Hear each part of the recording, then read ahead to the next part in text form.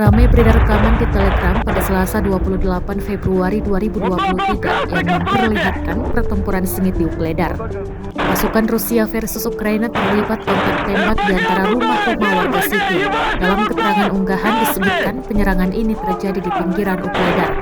Yang menjadi pusat perhatian adalah marinir dari Brigade ke-155 Armada Pasifik yang menembakkan rudal RPG langsung ke jendela rumah yang ditempati oleh pasukan Ukraina. Jelas narasi unggahan. Rekaman yang difilmkan dengan kamera yang dipasang di helm dari seorang marinir pengawal ke-155. Tampak kepulan asap tebal menghiasi rumah-rumah warga. Tidak dirincikan total kerugian dari pihak Ukraina. Dan demikian, rekamannya telah menuai berbagai komentar dari warga.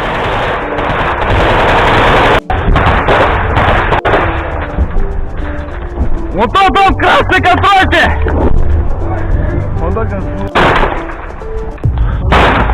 РПГ туда! Где РПГ? Ебашь вот тот! Красный! Стой!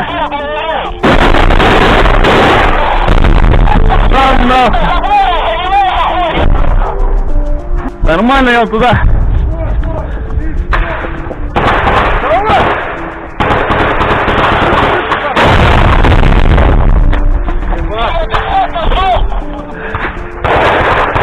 Попал, прямо попал.